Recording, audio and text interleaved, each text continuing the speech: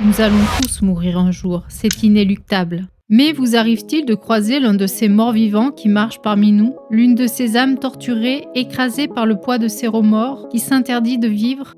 Je vais vous raconter l'histoire bouleversante d'un homme qui porta pendant des décennies le fardeau d'une terrible tragédie. Une histoire qui nous rappelle que si l'erreur est humaine, le pardon, lui, est divin et accessible à tous. Mais avant de plonger dans ce récit poignant, permettez-moi de prendre quelques minutes pour partager avec vous les nouveautés de la chaîne. Pour les plus impatients, je vous invite à consulter le chapitrage de la vidéo qui se trouve dans la description.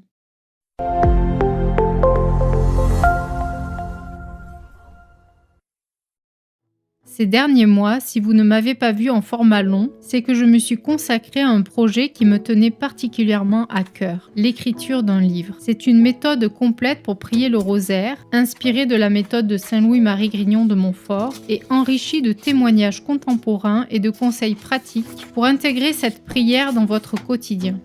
Ce livre répond à une demande que beaucoup d'entre vous m'ont exprimée, celle d'avoir une méthode efficace pour prier le rosaire. Si cela vous intéresse, vous le trouverez sur Amazon via le lien en description et vous pourrez aussi bientôt le commander en librairie. Dans la continuité de ce développement, j'ai créé un site internet qui centralise mes articles habituellement publiés dans l'onglet Communauté. Vous pouvez d'ailleurs y télécharger une brochure gratuite pour vous aider à faire les 5 premiers samedis du mois. Pour soutenir la croissance de la chaîne et continuer à vous proposer du contenu de qualité, j'ai également lancé une boutique officielle. Elle propose des produits dérivés arborant le logo de la chaîne représentant le cœur immaculé de Marie. Je sais que certains se demanderont pourquoi une boutique ?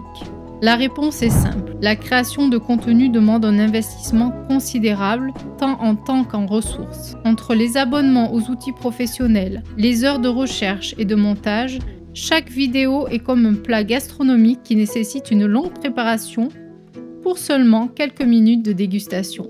Et malheureusement, comme je suis seule pour tout faire, dès que j'ai un projet additionnel, comme dans ce cas l'écriture de ce livre, je suis obligée de mettre la chaîne en pause pour m'y atteler. Pour vous offrir des vidéos plus régulières, j'aimerais déléguer le travail de montage, mais pour cela j'ai besoin d'un financement. Votre soutien, que ce soit via l'achat d'un sweat, d'une casquette ou un don sur Tipeee, me permettrait donc d'intensifier la production de contenu. L'histoire que je vais vous raconter ce jour ayant un lien avec Sainte Faustine, je vous propose de soutenir cette vidéo par l'achat d'un poster de l'image de Jésus miséricordieux. Vous le trouverez en 3 dimensions. Je vous mets le lien du produit en description pour ceux que ça intéresse. Maintenant, revenons à notre histoire.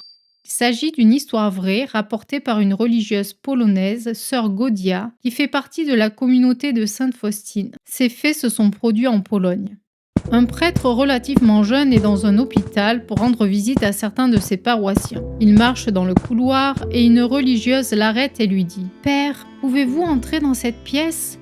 Il y a un homme sur son lit de mort. Il est là depuis des jours. Nous avons demandé au prêtre d'entrer, mais il chasse tout le monde. Il ne veut pas parler de Jésus, mais il est en train de mourir. Pourriez-vous lui rendre visite ?» Le prêtre entre et se présente au patient. L'homme éclate de colère et commence à l'insulter. Il se met à hurler. « Je ne veux rien avoir à faire avec toi, sors d'ici !» Le prêtre dit « D'accord » et sort dans le hall. La religieuse est toujours là. Elle dit « Pourriez-vous rentrer à nouveau ?» Le prêtre répond « Il ne veut rien entendre de ce que j'ai à lui offrir. Donnez-lui juste une autre chance, supplie la religieuse. » Le prêtre rentre à contre-cœur dans la pièce. « Je ne vais pas vous demander si vous voulez vous confesser. Je ne vais pas vous demander si vous voulez la Sainte Communion. Mais est-ce que ça vous convient si je m'assois ici à côté de votre lit et si je prie le chapelet de la Divine Miséricorde ?» Le vieil homme répond « Je m'en fiche, fais ce que tu veux. » Le prêtre s'assoit et commence à réciter à voix basse les paroles du chapelet. « Par sa douloureuse passion, ayez pitié de nous et du monde entier. Par sa douloureuse passion, ayez pitié de nous et du monde entier. » Soudain, l'homme s'écrie « Arrêtez !» Surpris, le prêtre lève les yeux et demande « Pourquoi ?»« Parce qu'il n'y a pas de pitié pour moi. »« Pourquoi pensez-vous qu'il n'y a pas de pitié pour vous ?» demande le prêtre. « Cela n'a pas d'importance, répond le vieil homme. Mais le prêtre insiste. Pourquoi pensez-vous qu'il n'y a pas de miséricorde pour vous? Je vais vous dire. Il y a 25 ans, je travaillais pour les chemins de fer. Mon travail consistait à baisser le bras de sécurité du passage à niveau lorsqu'un train arrivait pour empêcher les voitures de circuler sur les voies. Mais un soir, j'étais saoul. Je n'ai pas baissé le bras de sécurité du passage à niveau et un couple et leurs 3 jeunes enfants étaient sur les voies lorsqu'un train est arrivé et ils ont tous été tués sur le coup. C'était ma faute. Je n'ai donc aucun espoir. J'ai échoué, c'est fini. Le prêtre reste assis là, les yeux fixés sur le chapelet qu'il tient dans ses mains. Finalement, il demande « Où était-ce » L'homme lui dit le nom de la ville polonaise. Le prêtre lève les yeux et dit « Il y a 25 ans, ma mère et mon père emmenaient mes petits frères et sœurs en voyage. Je n'avais pas pu les accompagner. Ils traversaient une petite ville. Pour une raison quelconque, le bras de sécurité du passage à niveau n'était pas abaissé. Alors qu'ils traversaient les voies, un train est arrivé et les a tous tués. J'ai perdu toute ma famille cette nuit-là. » Le prêtre regarde intensément l'homme dans les yeux et dit « Mon frère, Dieu vous pardonne. Et pas seulement ça, je vous pardonne. » L'homme se rend compte que la miséricorde de Dieu est pour lui. Le prêtre demande « Me laisseriez-vous entendre votre confession et vous donner l'Eucharistie ?» L'homme se confesse et reçoit la Sainte Communion. 2 jours plus tard, il meurt. La miséricorde l'emporte. Son échec n'était pas définitif. Et l'histoire continue. Après avoir donné la communion à l'homme, le prêtre part dans le couloir à la recherche de la religieuse. Il ne la trouve pas. La direction lui dit « Nous n'employons aucune religieuse dans cet hôpital. » Pendant des années, le prêtre ne sait pas qui est cette religieuse. Finalement, il se rend dans la ville de Vilnius où vivait Sainte Faustine. Il se rend au couvent pour dire la messe pour les religieuses. Il voit un tableau de Sainte Faustine sur le mur et il dit « J'ai rencontré cette religieuse il y a quelques années. »« Non, père, vous n'avez pas pu la rencontrer, » répond l'une des religieuses. « Elle est morte depuis 1938. » Le prêtre se rend alors compte que c'est sœur Faustine qui lui a dit d'entrer dans la chambre du malade et de retourner encore une fois dans cette chambre. Cette histoire nous livre des enseignements puissants. Le premier, c'est que le Seigneur peut pardonner tous les péchés et mieux encore, il ne désire que cela. Peu importe ce que tu as fait, même si ton péché te semble impardonnable, souviens-toi que Jésus a déjà payé pour lui sur la croix. Il n'attend qu'une chose, que tu viennes à lui en confession. À ce moment-là, il effacera ton ardoise et redonnera vie à ton âme.